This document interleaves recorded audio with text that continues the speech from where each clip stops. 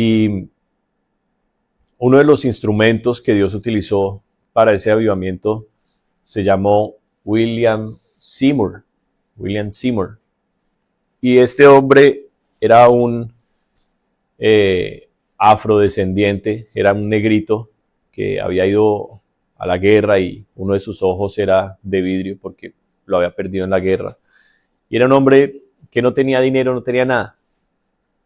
Pero este hombre comenzó, por la inspiración del Espíritu Santo, a enseñar en las iglesias que había en ese tiempo, que en su mayoría eran iglesias bautistas, metodistas, presbiterianas, iglesias donde el Espíritu del Señor no se movía así con mucha fuerza.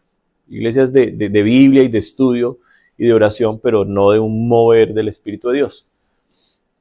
Y él comenzó, por la instrucción del Espíritu Santo, a enseñar sobre el bautismo del Espíritu Santo y la oración en lenguas. Y los pastores recibieron muy mal ese mensaje, no les agradó. Y le decían, ¿y usted enseña eso y usted ora en lenguas? Y él decía, no, yo no oro en lenguas. Y entonces usted, ¿cómo nos va a enseñar algo que usted mismo no vive? Y él decía, bueno, a mí no me ha llegado aún, pero lo estoy pidiendo. Pero yo le enseño porque es lo que dice la Biblia. Y lo comenzaron a sacar de todas las iglesias. Le cerraron las puertas en todas las iglesias. Él le creyó al Señor lo que decía en la palabra, que cuando el Espíritu Santo bautiza, viene la oración en lenguas. En los diversos géneros de lenguas, dijo el apóstol Pablo, lenguas angelicales, lenguas humanas, lenguas misterios, lenguas proféticas. Y este hombre se metió con Dios. 5 horas de oración diaria, 6 horas de oración, 7 horas de oración diaria, hasta que el Espíritu Santo lo bautizó y comenzó a orar en lenguas. Y consiguió un compañero de intercesión y se encerraron a orar para que esto que le había pasado a William Seymour le pasara a mucha más gente. Y el resultado de la oración de esos dos hombres, de 5, 6, 7 horas diarias de oración, solo oración, fue el derramamiento del Espíritu Santo en ese lugar llamado Azusa Street. Ese avivamiento le dio lugar a lo que hoy nosotros conocemos como el pentecostalismo. La iglesia pentecostal de hoy, o sea, la iglesia carismática, la iglesia que cree en el mover del Espíritu Santo, que cree que Dios nos dejó la Biblia como nuestra base, todo debe estar aquí encerrado en la Biblia, pero Dios también nos dejó el Espíritu Santo que aviva la Biblia en nuestros corazones y nos hace caminar como Jesús. Y en el poder del Espíritu Santo en la iglesia que lo ama y le cree, vienen todas las manifestaciones de su poder, porque Dios es poder. Y vienen las sanidades, viene la profecía, vienen las liberaciones, vienen las lenguas, la interpretación de lenguas, vienen los milagros. Entonces, ese avivamiento nació en un hombre que le creyó a la palabra de Dios y se puso a orar y orar hasta que Dios le diera eso que decía la Biblia, que él debía tener. Amén. Y nosotros estamos en tiempos de buscar nuevamente ese poder, porque ese poder se ha perdido. Y la iglesia por temporadas vuelve y cae otra vez como en una especie de sueño, de adormecimiento espiritual, de religiosidad. Y la gente viene a las iglesias y hace muchas cosas, pero en su corazón no hay una pasión y un deseo profundo por Dios. No lo hay. No lo hay. Y si bien Dios ama a su pueblo, la iglesia se pierde de lo más maravilloso que tiene Dios, que es el Espíritu Santo. Lo más hermoso que tiene Dios es el Espíritu Santo y lo que el Espíritu Santo quiere hacer a través de nuestras vidas. Por eso nosotros estamos aquí en Canadá, para que Dios vuelva a levantar ese fuego. Amén. Y no podemos menospreciarnos. William Seymour no se menospreció que era negrito, cuando el racismo era muy fuerte en Estados Unidos. Él no menospreció el ser tuerto. Él no menospreció ser pobre. Él no menospreció ser rechazado. No era un hombre que había ido a un seminario bíblico, no tenía títulos. Él no menospreció eso, él le creyó a Dios. Y gracias a la fe de ese hombre, nosotros hemos visto un mover que ha traído millones y millones de almas a los pies del Señor. Amén. Y eso es lo que Dios quiere levantar en este último tiempo en el que nosotros estamos. Entonces yo quiero que vayamos por favor al Evangelio de Lucas, capítulo 10. Les doy la bienvenida a todos. Lucas, capítulo 10.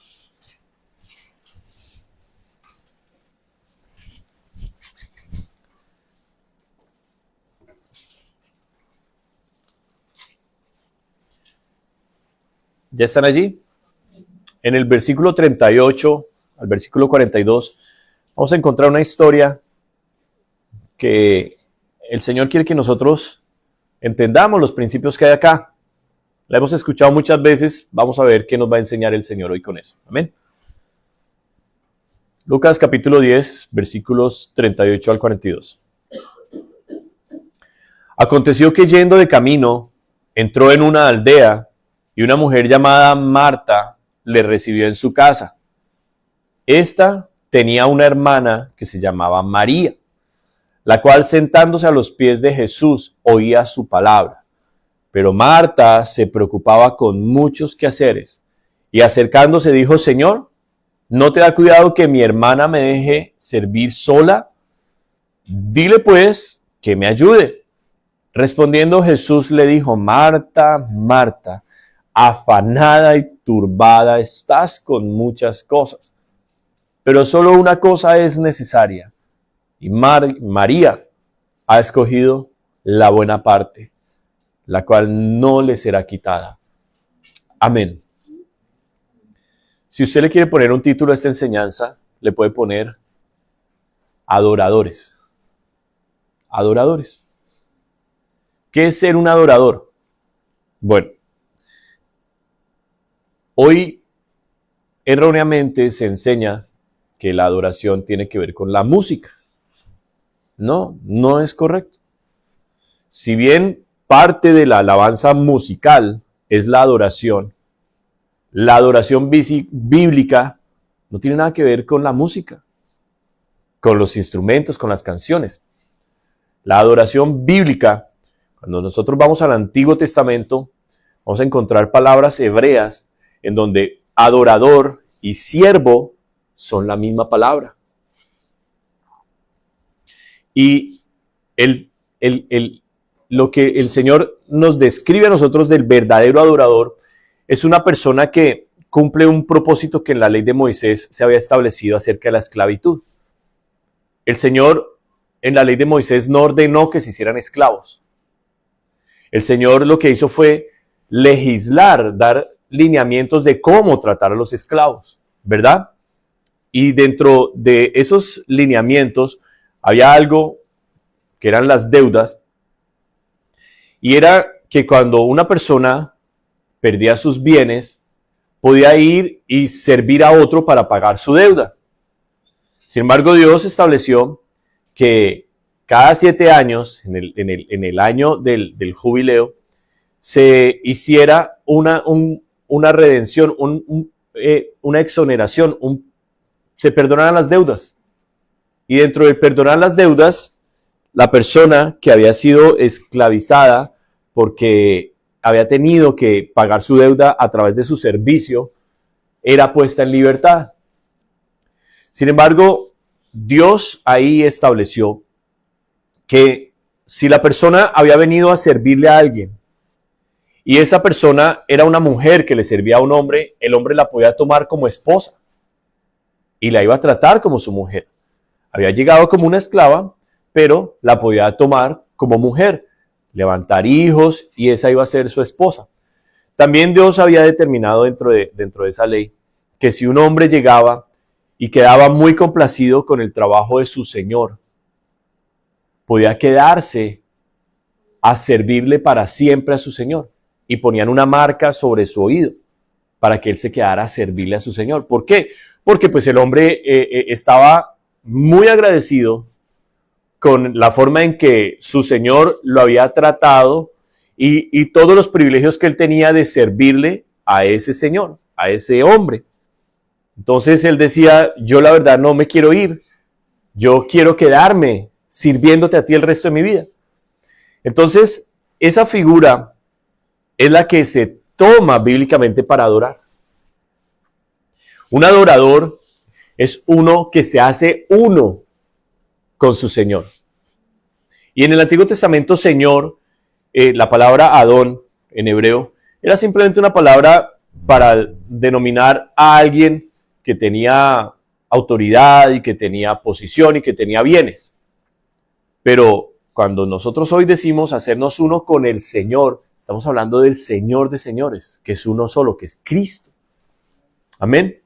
Entonces en esta historia nosotros vamos a ver, y dentro del capítulo que quedó esta historia, vamos a ver principios para que nosotros podamos aprender cómo nos hacemos uno con el Señor, cómo nos hacemos uno con Cristo.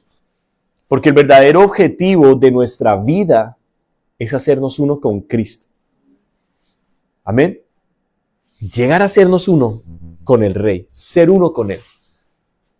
Amén. A lo largo de todos estos años que he caminado con el Señor, ya 20 años, y de ministerio, 18 años, de servirle al Señor, he conocido muchas iglesias. Dios, por su gracia y misericordia, me ha permitido predicar en hartos lugares, hartas iglesias hemos visitado predicando y ministrando. Hemos conocido pastores de diferentes países y gente de muchos países. Hemos visto diferentes tipos de alabanza y muchas cosas. Pero creo que este es el tiempo como nunca de Juan 4:24, cuando Jesús se encontró con la samaritana y le dijo: el Padre busca adoradores que le adoren en espíritu y en verdad. Hemos conocido gente en muchas iglesias, gente linda, gente bella, gente especial, pero muy pocos adoradores. Gente que viene, y es tremendo porque cuando el Señor ministrando me habla y me muestra cosas de la gente, yo he orado por mujeres que han pasado y el Señor les ha hablado y no les ha gustado lo que les ha dicho. Hombres que pasaron y Dios les habló y no les gustó lo que Dios les dijo. ¿Por qué? Porque Dios conoce el corazón por el cual cada persona le está buscando. Dios sabe por qué usted está aquí. Dios lo sabe. Y Dios sabe en este lugar quién lo ama y quién no lo ama. Dios sabe en este lugar quién está realmente buscándolo de corazón y quién está como esta señora llamada Marta. Entonces aquí en la historia, en el versículo 38, la Biblia enfoca esta historia en una mujer llamada ¿cómo? Marta. Y dice que Jesús entró en una aldea a la casa de una mujer llamada ¿cómo? Marta. Entonces Jesús entró a la casa de Marta. Marta es el principal personaje en esta historia. Y Jesús vino buscando ¿a quién? A Marta. Y Marta le recibió, ¿verdad? Pero la historia de enfocarse en Marta, el principal personaje, se va hacia su hermana, que era un personaje secundario, ¿verdad? ¿Y cómo se llama su hermana? María. Jesús no entró buscando a María, sino Jesús vino a la casa de Marta y Marta fue la que le recibió. Pero ella le recibe gozosa y en medio de que Jesús entra a su casa, sabemos por el Evangelio de Juan que Marta también y María tenían un hermano llamado Lázaro y que Jesús amaba visitar esta casa. Pero la historia se está enfocando en esta mujer que recibe feliz a Jesús. Está contenta porque Jesús vino a su aldea y en su aldea escogió un solo lugar donde entrar. Y ella está feliz porque Jesús escogió su casa. Pero resulta que rápidamente Marta sale de la escena y se concentra, porque el centro de las historias en la Biblia todas es Cristo, Jesús, el Señor. Y la historia se centra ahora en la persona que se quedó junto a Jesús, llamada ¿cómo? María. Y Marta está preparando, arreglando el lugar. Marta está tremendamente preocupada por hacer sentir bien a Cristo. Según ella, por servirlo. O sea, los quehaceres. Comida, aseo, preparativos. Eso es lo que ella cree en su mente, en su corazón, que Jesús espera que ella haga. Y ella procede, en su parecer, a hacer esas cosas. Sin embargo, Jesús tenía un propósito en esa casa. Y solo hubo una persona que logró encontrar el propósito por el cual Jesús entró a ese hogar. Y no fue la que se ocupó de todas las cosas. No fue la que limpió, no fue la que trabajó, no fue la que cocinó, sino fue la que se quedó junto a Jesús. No lo perdió de vista. Ni un momento le quitó los ojos de encima, sino que se sentó, se postró a sus pies, se rindió a él todo el tiempo que Jesús estuvo en ese lugar. Y parecía que no, ni siquiera parpadeaba ella. Y esto trajo algo en el corazón de Marta. Si ustedes miran en el libro de Proverbios, capítulo 27, versículo 17,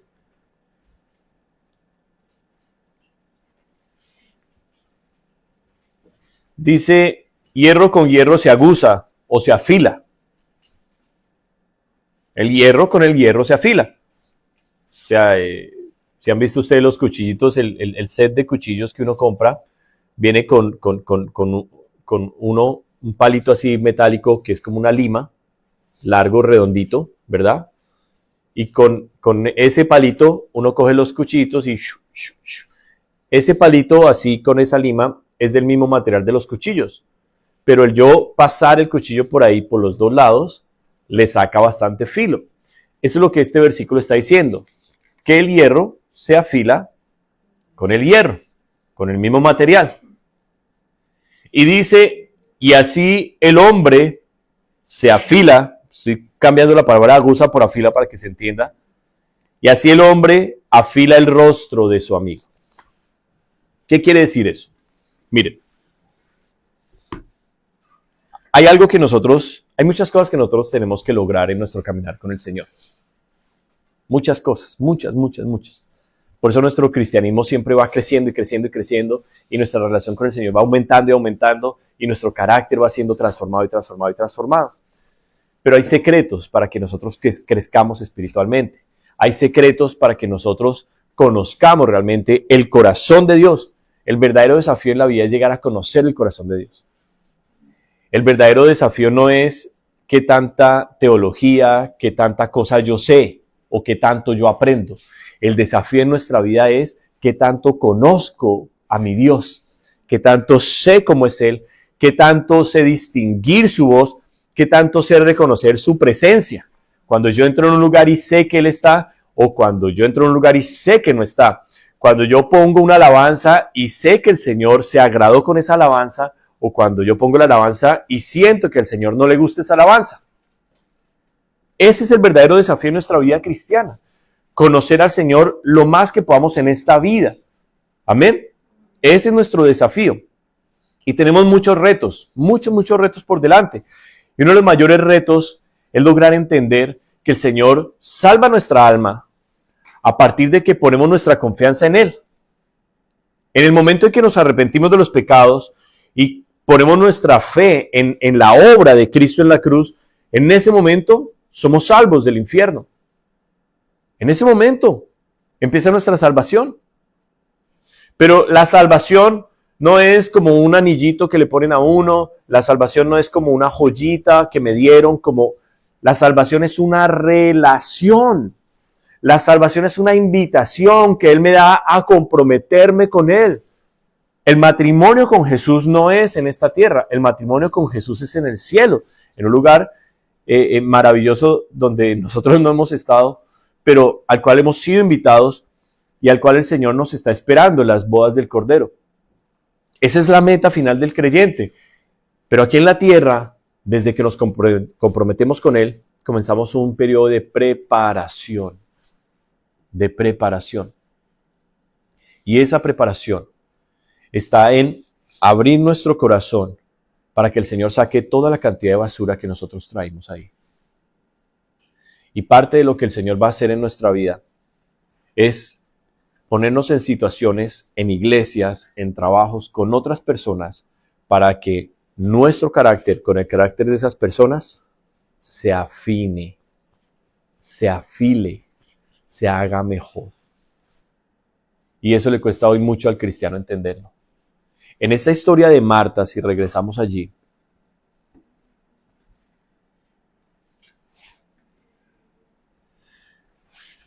nos dice el Señor que hay dos tipos de creyentes en esta historia. Hay un tipo de creyente que le recibe al Señor feliz en su vida,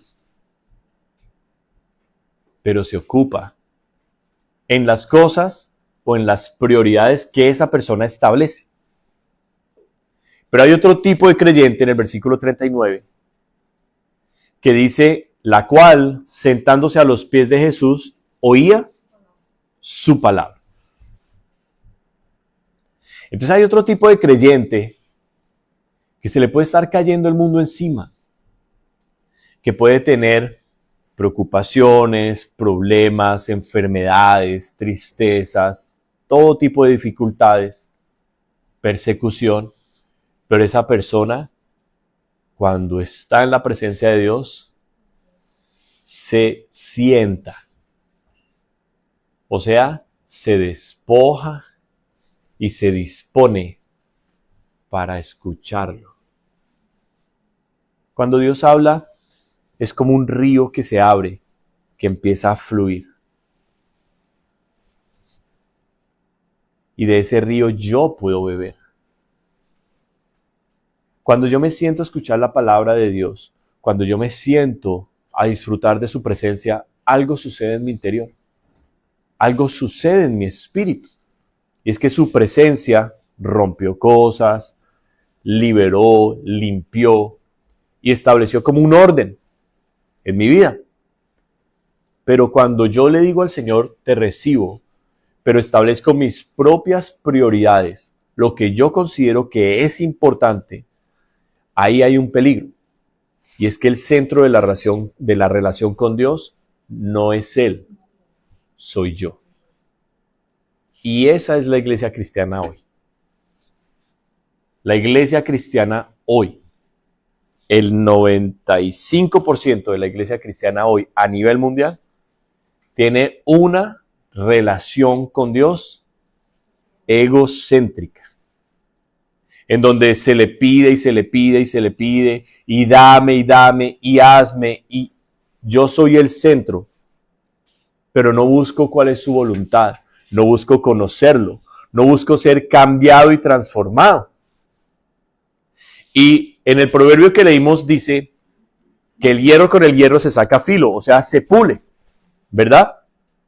Asimismo el hombre hace el rostro del hombre a su amigo. O sea, una persona que se acerca al Señor, el Señor quiere pulirla, mejorarla, perfeccionarla.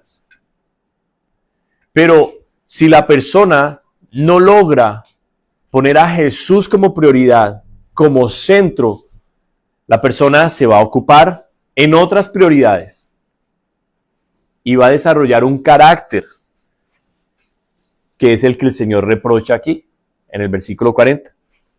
Porque dice que Marta se preocupaba con muchos quehaceres. Pregunta, ¿Marta estaba ocupada en lo que el Señor le mandó a hacer?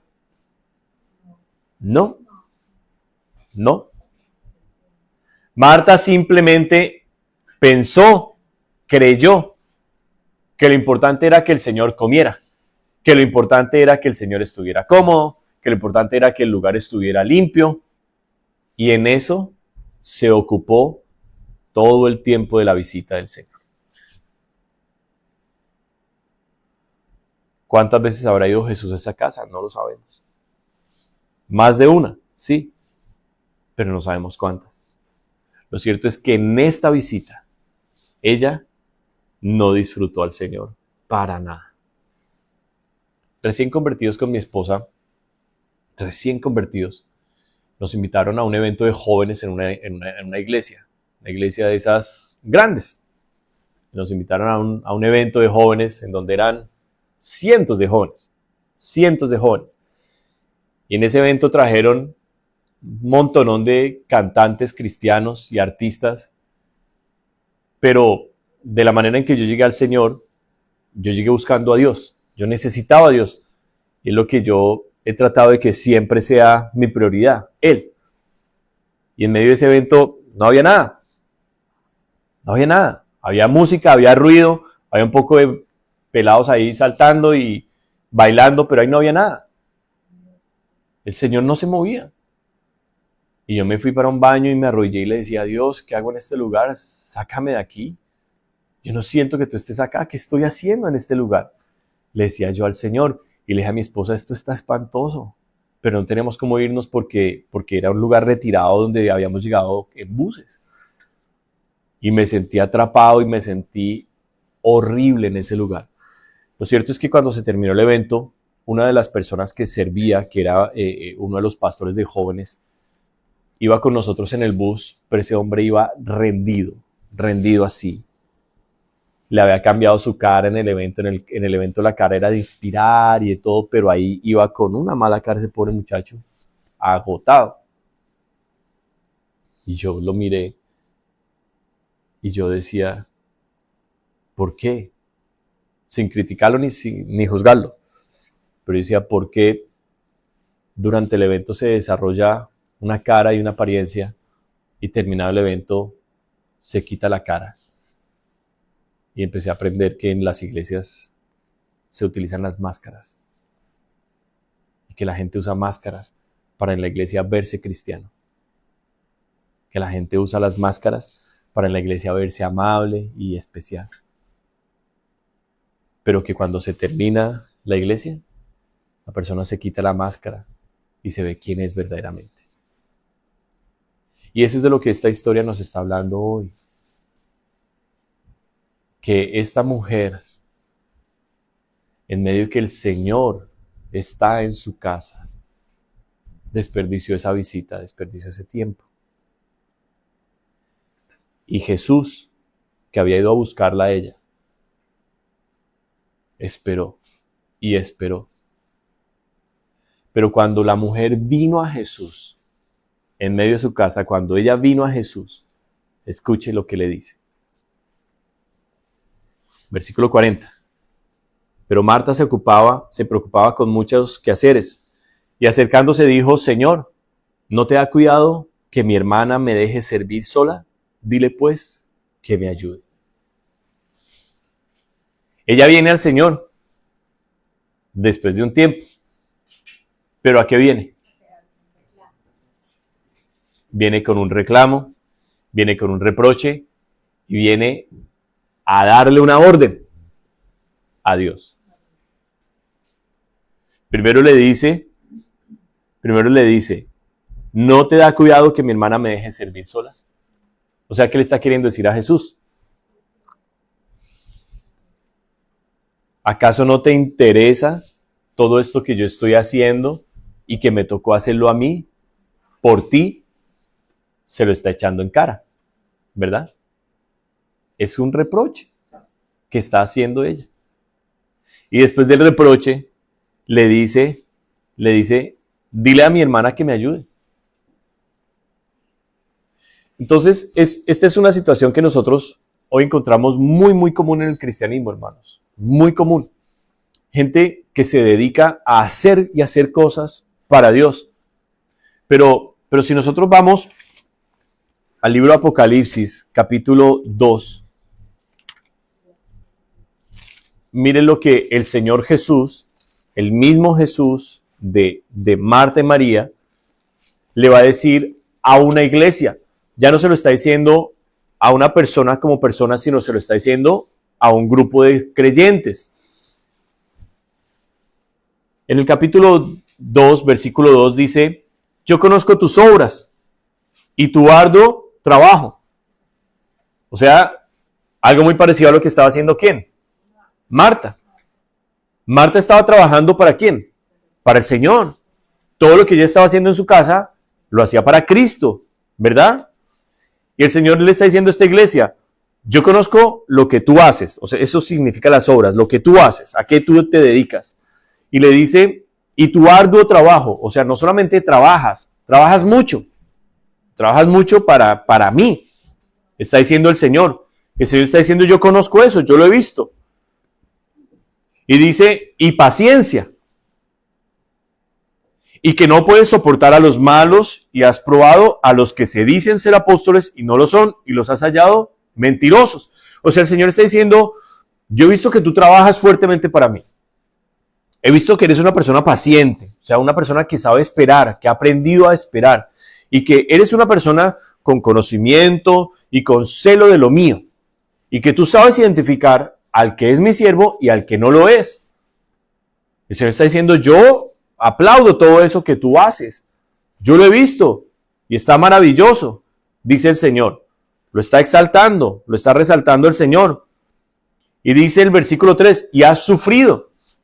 O sea, el Señor ha visto que esta persona no solamente su trabajo, su celo, su dedicación, su conocimiento, sino que esta persona persevera y hasta sufre por el Señor. O sea, este no es un mal creyente, este es un excelente creyente. Este es una persona dedicada, comprometida con Dios, como Marta. Marta no estaba interesada en atender únicamente a los apóstoles, a la gente que había entrado en su casa. Marta estaba preocupada en que Jesús pudiera comer, en que todo se viera bien. Claro, ella sabía que Jesús había venido a visitarlos y eso fue su dedicación. Pero aquí el Señor le dice algo. Has tenido paciencia y has trabajado arduamente por amor de mi nombre. Ahí ya cambió. Porque está diciéndole, no es por amor a mí que haces todo esto. Es por mi nombre. ¿Cuál es el nombre del Señor? Cristo. ¿Verdad? Entonces esta persona está haciendo todo por todo esto y el celo y el trabajo y el esfuerzo lo está haciendo ¿por qué? Porque es cristiana. ¿Y por qué hace todas estas cosas? Bueno, esta es una interpretación mía. En lo que yo he visto en el cristianismo, muchos en la iglesia cristiana se les enseña a servir. Se les enseñan modales. Se les dice usted, a partir de ahora la gente no le dice, bye, buena suerte. Le dice, Dios te bendiga. Ahora usted, cuando la gente le habla, usted no dice, ay, qué bueno, maravilloso, sino usted le dice, gloria a Dios. Entonces, al cristiano se le comienzan a cambiar las maneras de hablar, de comportarse, de vestirse. Al cristiano se le empiezan a enseñar muchas cosas. ¿Por qué? Porque es como los cristianos deben ser, como los cristianos deben hablar, como los cristianos deben comportarse, ¿verdad? Y eso es lo que se les enseña, se les forma. Y este es el tipo de creyente al que el Señor le está hablando. Gente que ha sido formada. Gente que ha sido formada dentro del cristianismo. Pero el Señor le dice, todo eso que has hecho es maravilloso. Y al final le resalta y le dice, y no has desmayado. O sea, este no es cualquier creyente. Este es una persona con perseverancia, con fuerza, con empuje. Se comprometió. Porque yo he visto mucha gente desmayar en el cristianismo. Yo he visto mucha gente que empieza a servir y rápido se cansa y no vuelve.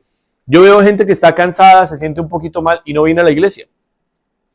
Qué diferente uno ser pastor. Cuando uno es pastor uno no puede decir no voy a la iglesia. Cuando uno es pastor uno no puede decir no hago esto. Uno porque está comprometido con el Señor. Sin embargo, a pesar de que sea el pastor el que tiene esa disposición y de que no desmaya, el Señor identifica un problema como lo identificó con Marta. A Marta el Señor le dijo esto. Versículo 41. Marta, Marta, afanada y turbada estás con muchas cosas. las mismas cosas que tiene esta iglesia de Éfeso. Muchas cosas. ¿Cuáles? Como iglesia. Eventos, compromisos, muchas cosas que hay que hacer para que la obra siga adelante. O sea, el Señor le está hablando aquí a un servidor, a alguien que sirve, ¿verdad? Y el Señor le está diciendo aquí a Marta que sirve, pero le está diciendo, ese servicio te ha puesto afanada y turbada. Dos actitudes que al Señor no le agradan. El afán no es de Dios. El apóstol Pablo dijo que por nada estuviéramos afanados, sino que fueran conocidas nuestras peticiones delante de Dios, ¿verdad? El Señor Jesús nos habló también en el Evangelio de Mateo, capítulo 6, acerca del afán y de la ansiedad. Y nos dijo, ese afán, esas carreras, esas preocupaciones, lo único que hacen es traerle ansiedad, estrés, preocupación a su vida. Y el Señor no vino a darnos preocupaciones, vino a darnos paz. Ahora, si nosotros examinamos nuestra vida cristiana, nosotros muchas veces caemos en estos escenarios. De Marta o de la iglesia de Éfeso. En que nos ocupamos con las cosas del cristianismo. No solamente con las cosas de nuestro trabajo y de las cosas de la vida, sino de nuestro cristianismo. Pero el Señor dice, mira lo que tú estás haciendo, cómo te está volviendo. ¿Te está haciendo una persona más amorosa? ¿Sientes más compasión, más misericordia por los demás? ¿Eres una persona que tiene gozo? Perdóneme, ahí está Gálatas capítulo 5, versículos 21 y 22, en donde nos va a decir que el resultado de permanecer en la presencia de Dios son cosas que salen de nuestro corazón. ¿Cuáles cosas? El amor, el gozo, la paz. Y si el Señor le dice a Marta, estás afanada, pero también le dice, estás turbada, ¿hay gozo? ¿Hay paz? Entonces uno de los desafíos en nuestra vida cristiana es no dejarnos atrapar por el sistema religioso del cristianismo, porque es un sistema religioso que Dios no creó, lo creamos nosotros los hombres, fuimos nosotros. Jesús le hizo un reproche a los fariseos y escribas de su época y les dijo, ustedes le ponen cargas pesadas a la gente. Los ponen a hacer esto, y la gente está, y dijo, y ustedes ni con un dedo son capaces de llevar esa carga. Y el Señor Jesús, lo que más vino a dar, lo ministraba esta semana a una pareja. Está en Mateo capítulo 11, versículo 28, en donde dijo, vengan a mí los que están trabajados y cargados. Como Marta. Qué curioso que el mismo Cristo que entró a visitar a esta mujer, a bendecirla, a llenarla, esta mujer esquivó a Jesús y se ocupó. Y la presencia de Jesús en su casa, en lugar de traerle amor, gozo, paz, paciencia, benignidad, bondad, mansedumbre, templanza, fe, en lugar de nutrir su vida con lo de Dios, lo que le trajo fue afán y turbación, preocupación, estrés, la alteró. Y está en su casa con Jesús ahí. No caigamos en esquemas religiosos. No pensemos que porque la presencia de Dios está en un lugar, todos automáticamente fueron cambiados y transformados. Yo he visto a Jesús con mis ojos caminar en medio de la gente y pasar de largo por gente que no está ahí buscándolo a Él. Yo he visto eso. Pero yo he visto a Jesús en iglesias caminar y Él mismo, sin intervención de ningún hombre, Él mismo liberar personas, sacar fuera demonios, porque la persona estaba en ese lugar con su corazón buscándolo. Y nadie tocó, nadie ministró, nadie oró por la persona. Para los que ponen los ojos en los hombres. Ahí va eso. Para la persona que dice, ay, es que si el pastor no me pone la mano, yo no me siento bien. Es que si el pastor no es el que predica, no se siente tanto la presencia de Dios. No, hermano. Ese es un error gigantesco. Ahora, si usted viene y disfruta el tiempo con Dios aquí en la iglesia, pero cuando usted sale, sigue con el mismo afán, con el mismo estrés, la misma ansiedad, turbada como Marta, el problema no es Jesús, el problema es usted. El problema es usted. Y es lo que el Señor le está diciendo a esta iglesia en Éfeso. Le está diciendo, mire todas las cosas que ustedes hacen. Maravillosas todas esas obras. Y están cansados, pero así estén agotados, no desmayan, siguen adelante. Pero a esa iglesia le llega el pero del Señor, el reclamo del Señor. Y le dice en el versículo 4, pero tengo contra ti que has dejado tu primer amor. Algo que le sucedió a Marta.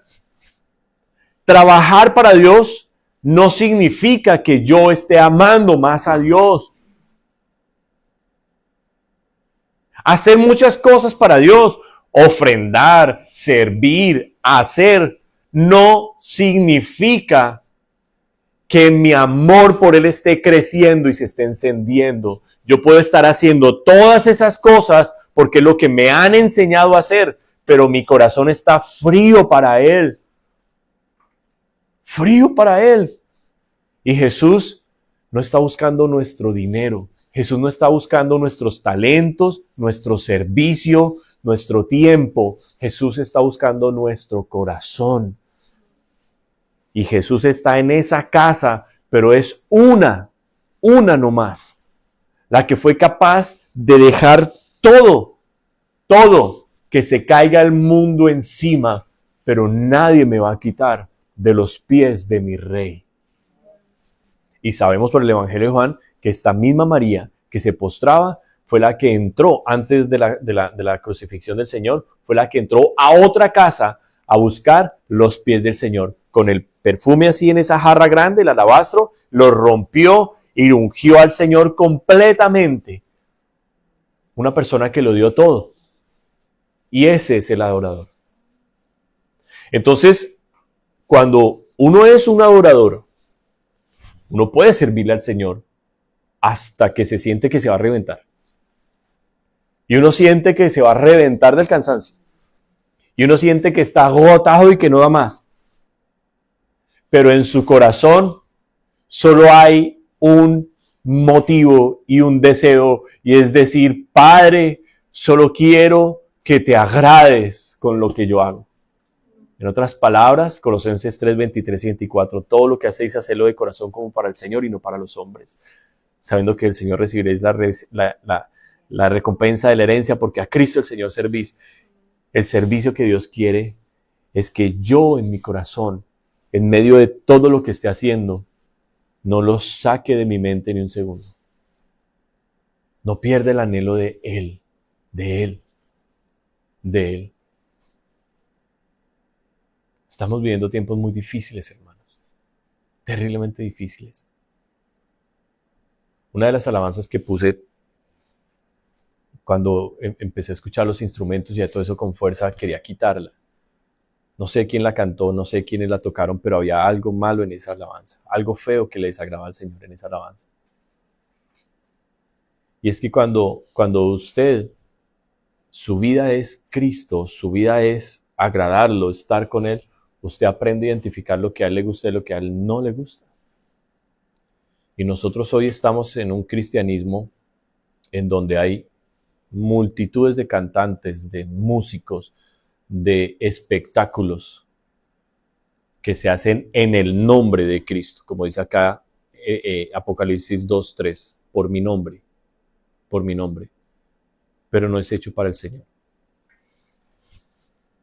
Y yo le digo mucho a mi esposa, y es una de mis batallas que yo tengo cuando voy a ministrar a otros lugares, cuando voy a donde los muchachos a ministrar, ponen una cantidad de música que eso es puro ruido. Es puro ruido. Artistas y gente con tatuajes, hermanos, hasta que Y yo digo, hay gente que se tatúa después de ser cristiana, lo cual yo no entiendo. Yo lo hablo allá y se ponen furiosos conmigo. Me he ganado enemigos por eso. Que les digo, ¿cómo se tatúa? Si la palabra dice que no pondrás rasguños sobre tu piel y usted ahora es cristiano y ahora se tatúa aquí, Salmos 23. Ni siquiera sabe qué dice el bendito Salmo y se lo escribe acá. Porque se ha creado como una cultura dentro del cristianismo. El Señor no quiere que creemos una cultura ni un estilo de vida. El Señor lo que quiere es que en nuestro corazón lo conozcamos y lo amemos. Eso es lo que Él quiere. Entonces, cuando usted desarrolla ese amor por Él, ese fuego por Él, y lo mantiene encendidito, usted puede servir en cualquier cosa. Y ese servicio solo lo va a hacer a usted mejor. ¿Por qué? Voy a poner el ejemplo del proverbio que leímos. Usted ama al Señor, ¿verdad? Ana dijo amén. Estoy predicando en la iglesia equivocada. Usted ama al Señor y todo lo que usted hace es para Él. Entonces, hay que hacer una brigada de aseo en la iglesia, ¿verdad? Vamos a venir a hacer una brigada de aseo. Y vinieron 10 personas, 15 personas a hacer el aseo, ¿verdad? Y entonces uno está trabajando con todo su amor y con todo su esfuerzo para el Señor, pero otro está ahí para que el pastor lo vea. Otro está ahí porque uno de los que está ahí va a estar ahí y quiere estar ahí por esa persona que va a estar ahí, ¿entiende? Que está detrás de la persona. Y eso, hermano, en las iglesias hoy en día hay de todo, de todo. Y entonces todos están ahí en medio de esa actividad que supuestamente es para el Señor, comienzan los roces. Entonces yo estoy limpiando bien y el otro se está haciendo el que está limpiando. Entonces yo, que tengo un problemita en mi carácter de que lo estoy haciendo para el Señor, pero todavía mi carácter está, yo empiezo a ver que esta persona como que no está haciéndolo de corazón, como que no, y empiezo a chocar. Y se me quita lo adorador y se me sale otra vez lo Marta. Y empiezo así a turbarme y a preocuparme. Y empiezo a ponerme abusivo. Ay, Señor, ¿y esta persona qué hace aquí? Es que esta persona no tiene fe como yo tengo. Y esta persona no te ama como yo te amo. Y comienza uno carnal. Y comienzan los conflictos. Los mayores problemas que hay en las iglesias son básicamente eso. De roces entre hermanos. Personas que no han dejado que Cristo transforme su carácter. Y siguen haciendo las cosas como las hacen, sin haber traído sus vidas como una ofrenda al Señor, diciéndole, ¿sabes qué? Yo entrego todo como tú quieras hacer. ¿Qué debe hacer uno? Aprender a despojarse. Y que esta persona es así, agacho la cabeza. Señor, para ti lo estoy haciendo y gracias. Que la persona es ofensiva, que la persona es lo que sea, es problema de la persona. Yo no tengo por qué reaccionar mal. Yo no tengo por qué perder mi paz, yo no tengo por qué perder mi enfoque que lo estoy haciendo para el Señor. Fíjense que en esa escena de Marta y de María, la que perdió el enfoque fue Marta, no María. No dice que entonces María se paró y le dijo, usted sí es que es abusiva, ¿no? ¿Cómo va a molestar al Señor? No. Ella había bebido tanto de Jesús que estaba ahí totalmente llena de su presencia, en una paz y en una tranquilidad impresionante, hermano. El desafío nuestro no es cuando estamos aquí en la iglesia prestarle atención a la predicación o cantar. El desafío nuestro es cuando termina el culto, salir a demostrar que estuvimos aquí por Jesús. Por eso la gente se pelea después de los cultos, porque no vinieron buscando al Señor. No vinieron buscándolo a Él. Y si Jesús no es el centro de nuestra vida, vamos a terminar en la iglesia, estoy hablando, afanados y turbados. Gente que no aprende a entregarle los problemas al Señor. ¿Cuántos aquí vinieron hoy con problemas? Déjenme ver las manos. Y se los entregaron al Señor. Ya se los pudieron soltar y decirle, ¿sabes qué, Señor? Ese problema ya no es más mío, es problema tuyo. Yo no voy a estar pensando en qué voy a hacer o en él. Toma el control, Jesús. Eso es lo que el Señor quiere que hagamos. Lo que el Señor quiere realmente es ese cambio, que yo recibo la paz que Él da, que yo recibo su serenidad, su tranquilidad, su alegría, porque el Señor está lleno de gozo, de alegría. El Señor quiere que yo reciba eso y que yo le entregue mi afán, mi estrés, mi mal carácter, mi preocupación, todas esas cosas. Entonces usted le entrega eso al Señor y recibe de Él todo lo maravilloso que Él tiene que darle. Si su amor está apagándose, si su amor por el Señor está menguando, si el afán y las cosas de la vida que son reales y que son muy fuertes, está haciéndolo a usted bajar y bajar en Dios, reflexione rápidamente. Jesús le dice, versículo 5, recuerda por tanto de dónde has caído y arrepiéntete y haz las primeras obras. Entonces Jesús le dice, cambia la dirección, no sigas haciendo tanto, porque el hacer tanto te está otra vez despertando ese carácter que yo estoy cambiándote, que yo estoy moldeándote. Deja de hacer tanto y ven corriendo a mí. Cuando nosotros vinimos al Señor, vinimos por alguna cosa, tuvimos que venir al Señor. Yo vine buscando una visa. Yo vine a Cristo buscando una visa. Yo vine buscando a Cristo desesperado de la vida que llevaba. Así vine yo al Señor. Pero eso que me trajo a Él se llama fe, porque yo creí en mi corazón que Dios podía ayudarme a conseguir una visa para venir aquí a Canadá con mi esposa y que el Señor podía ayudarme a tener una vida mejor que la que yo había llevado. Yo creí eso. Esas fueron las primeras obras que me trajeron al Señor. Esas son las primeras obras que nunca pueden cambiar en nuestro cristianismo. ¿Cuáles, pastor? Creer que Él tiene algo para responderme. Alimentar mi fe con lo que Él ya hizo por mí. Por eso en Cuba necesitan ese mensaje. En Cuba necesitan que la gente quiera venir a Dios creyendo que Dios puede derrocar ese régimen, que Dios puede darles libertad de todo ese comunismo terrible que por décadas los ha atormentado. Creer y decir, el Dios que envía la lluvia, el Dios que hasta aquí nos ha sustentado en medio de que el diablo nos ha querido acabar, ese Dios tiene algo mejor para esta isla. Busquemos a ese Dios. Eso es lo que se necesita en Cuba. Eso es lo que se necesita aquí en Canadá. No el bienestar y el confort que tenemos porque tenemos bienes y modos y estamos más tranquilos supuestamente. Lo que necesitamos aquí en Canadá es volver a las primeras obras. Volver a traer a la gente a Jesús, no a la iglesia. Mucha iglesia se preocupa de que se llenen las sillas para poder recibir ofrendas, recibir diezmos, pagar la renta del local, pagarle el salario al pastor, poder pagar los biles y poder seguir adelante.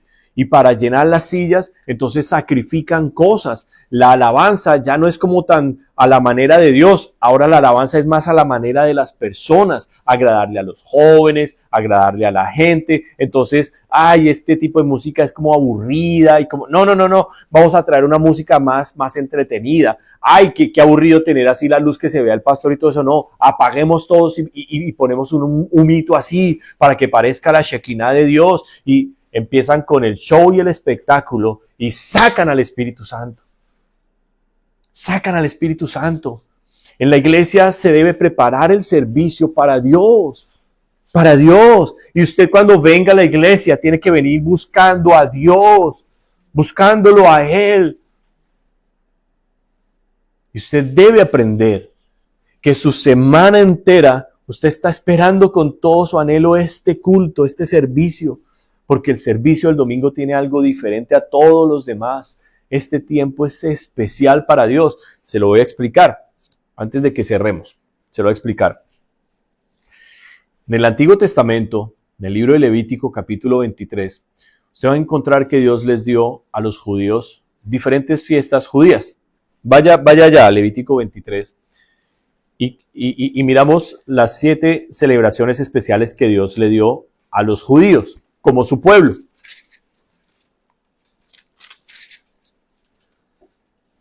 En mi Biblia tiene un título que dice las fiestas solemnes. Versículo 1 dice, habló Jehová a Moisés diciendo, habla a los hijos de Israel y diles, las fiestas solemnes de Jehová, las cuales proclamaréis como santas convocaciones, serán estas. Entonces fíjese que no son las fiestas solemnes de Israel, son las fiestas solemnes ¿de quién? De Jehová, de Dios. O sea que el centro de esas fiestas no es la alegría del pueblo de Israel, no es que el pueblo disfrute. El centro de esas fiestas es reunirse todos juntos para glorificar a Dios. ¿Me comprende? Si uno lee la Biblia bien, va a poder tener un buen cristianismo. El centro de esas fiestas era Dios, no la fiesta como tal, Dios. Amén. Entonces dice en el versículo 3, 6 días trabajará, más 6 días se trabajará, más el séptimo día será de reposo, santa convocación, ningún trabajo haréis, día de reposo es de Jehová en donde quiera que habitéis. Entonces, la primera celebración, ¿cada cuánto? Cada 7 días. El séptimo día o el Shabbat o el sábado, ¿verdad? Para los judíos, el sábado. Ese fue el día que Dios dijo. Ese día ustedes paran, no tienen actividades físicas, no hay trabajo, no hay cosas. Ese día ustedes se sientan en familia, comen unos alimentos, disfrutan el tiempo, pero se reúnen a orar, se reúnen a compartir la comida, a darme gracias porque soy el que les doy el alimento. Ese día es el día de leer la palabra todos en familia y disfrutarla, y es un día en que no hacen nada, sino que meditan y reflexionan de lo bueno que ha sido Dios toda esta semana. Cada semana, dijo Dios, ¿verdad? La siguiente fiesta, entonces, en el día 14, Pascua. La siguiente fiesta, en el versículo 6, panes sin levadura. La siguiente fiesta, versículo 21, convocaréis en este mismo día santa convocación, trabajo de siervos. Esta era la fiesta de las primicias, que era una fiesta en verano. La quinta fiesta, versículo 24, habla a los siervos de Israel y diles, en el mes séptimo, el primero del mes tendréis días de reposo, una conmemoración al son de trompetas. Entonces, la quinta fiesta, la fiesta de las trompetas. La siguiente fiesta, versículo 27, la fiesta de la expiación. Y la séptima fiesta, versículo 34, la fiesta de los tabernáculos. No voy a entrar en detalle, solamente las mencioné. Cada una de esas celebraciones con una fecha específica, con un propósito específico. La fecha que más el pueblo de Israel le dio enfoque fue a esta que está antes de los tabernáculos, la del versículo 27, a la del holocausto, la de la expiación, la de la santa convocación. Esa fiesta del día de la expiación era cuando el sumo sacerdote entraba, solo ese día, o sea, cada año, entraba el sumo sacerdote al lugar santísimo con una ofrenda por sus pecados de él mismo como sacerdote y por los pecados de desconocimiento del pueblo. Entonces venían a ponerse a cuentas con Dios ese día, una vez al año. Todas las otras fiestas tenían un propósito, cada una de esas fiestas, unas duraban 7 días, otras duraban 3 días, otras duraban un solo día. Cada fiesta el propósito era Dios. En el cristianismo hoy, el Señor quitó todas esas fiestas que son solo para los judíos, no son para los cristianos. Y el Señor nos dejó a nosotros algo especial.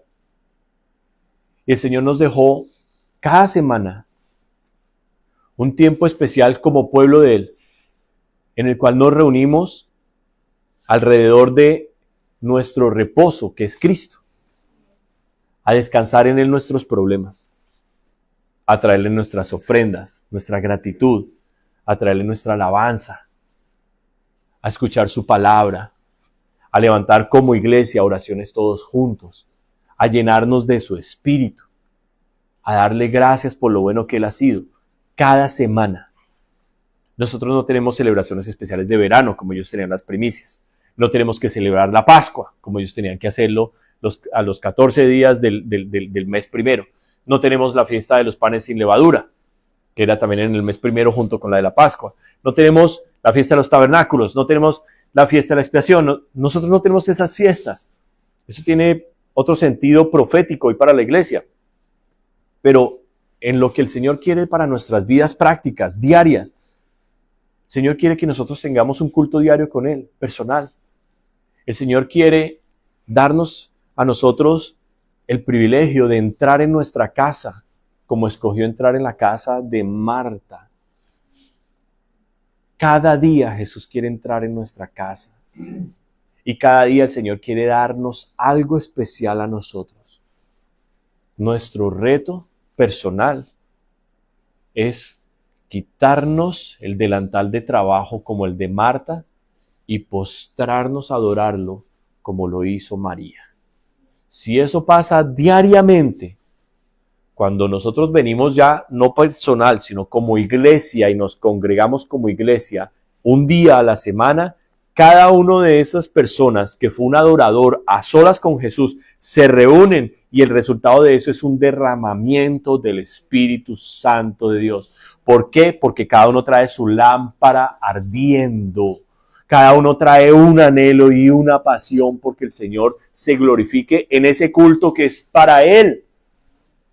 ¿Me comprende? Las canciones no pueden ser para nosotros. Las canciones no pueden ser la música que a nosotros nos gusta. Las canciones no pueden ser como ni las canciones ni nada.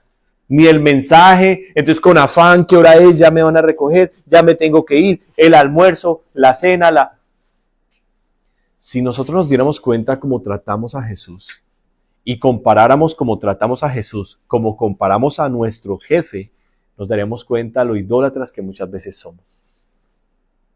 A un jefe en la compañía, muchas veces se le respeta y se le honra más de lo que al Señor. Cuando el jefe en la compañía está hablando, uno lo está mirando. Uno no está por ahí mirando el celular, ni está texteando, ni está haciendo nada diferente que uno lo está así mirando a él.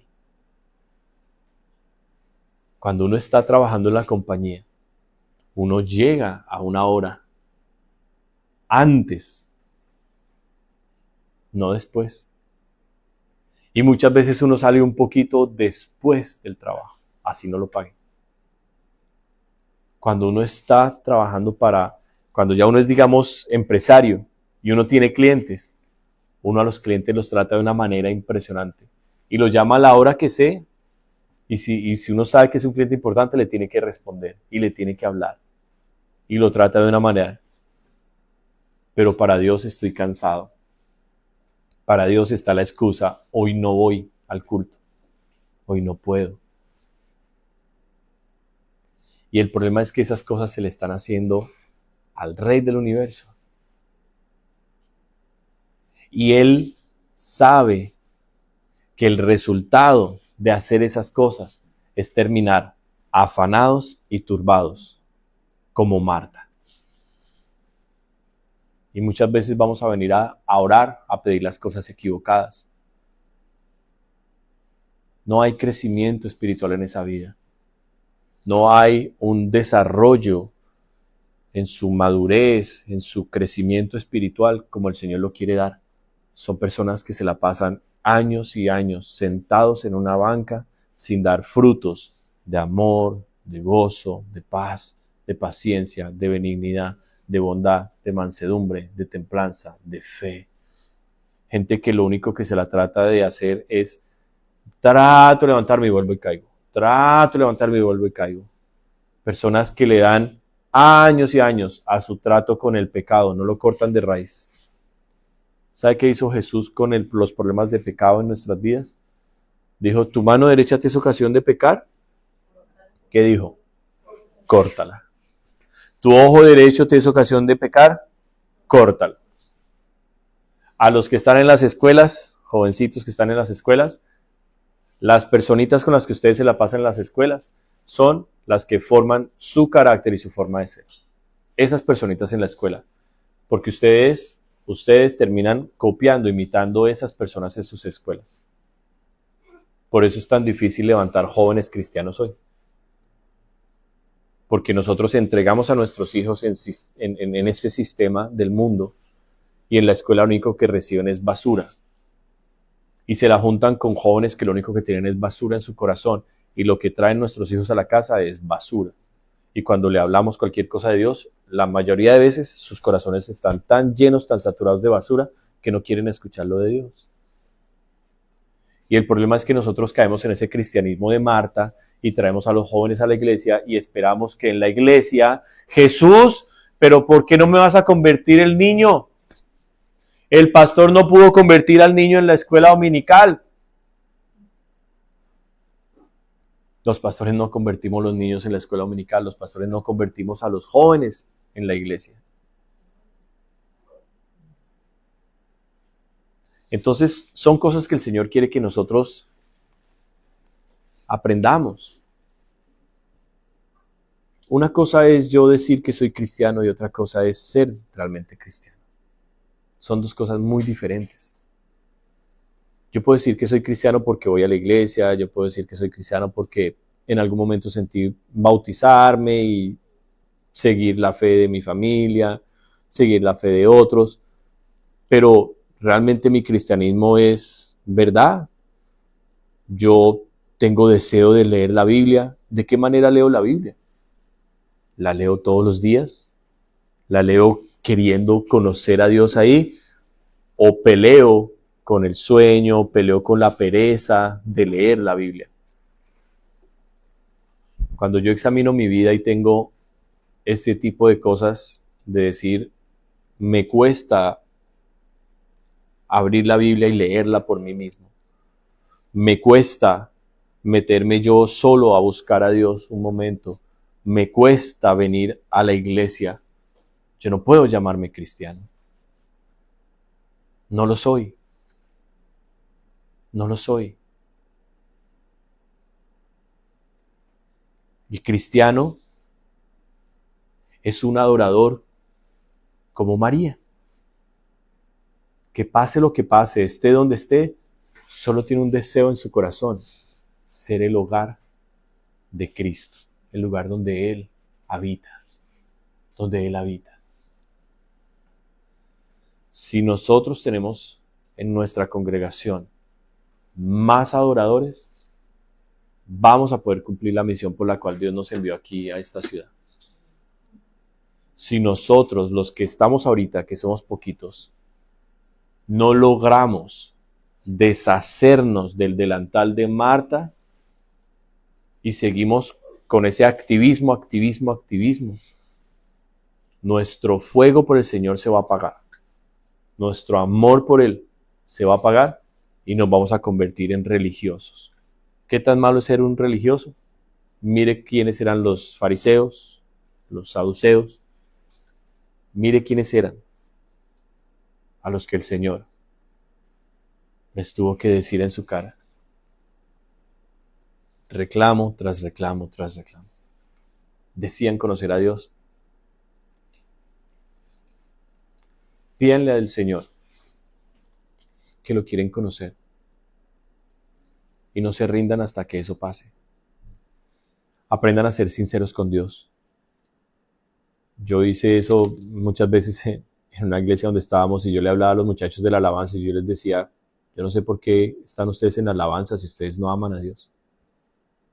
Saben tocar instrumentos y son muchachos sanos, pero no aman a Dios. No lo anhelan. No lo anhelan. El amor por Dios es lo único que va a garantizar que nosotros logremos pasar las cosas que vienen en estos últimos tiempos. Mucha gente va a renegar de su fe. Mucha gente va a caer bajo el engaño de espíritus muy poderosos, de error, de confusión. Mucha gente que un día estuvo sentada ahí en la iglesia, que un día leyó la Biblia, que un día escuchó la palabra de Dios. Mucha gente, porque nunca amó al Señor. Pero si nosotros empezamos por el principio, diciendo al Señor, quiero amarte, quiero conocerte, y nunca pierdan ese anhelo. Pase lo que pase en esta tierra, nuestro deseo debe ser estar con Él. Estar con Él. Correr a Él. Correr a Él. Yo le animo que el próximo culto que nosotros vengamos, si Dios nos tiene acá, usted venga anhelándolo, anhelándolo, diciendo: Dios, yo quiero que tú te muevas, yo quiero que tú te muevas. Que usted pueda levantar sus manos con libertad. No es difícil cantar, ahí se proyectan las letras. Abrir sus labios y cantarle a Él una canción. Qué linda esa alabanza que dice: el gozo de mi vida eres tú. Porque hoy no se ven los rostros alegres, porque hoy no se ven los rostros radiantes y felices, porque Jesús no es el gozo de su vida. Su gozo está en otras cosas.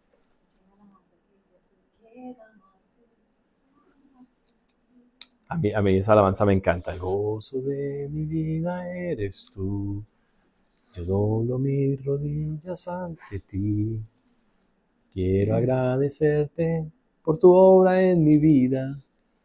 Señor, yo quiero levantar mi voz. Solo tú eres Dios eterno. Solo tú transformas mi ser. Cierra sus ojitos. Vamos a orar. Vamos a despedir la transmisión.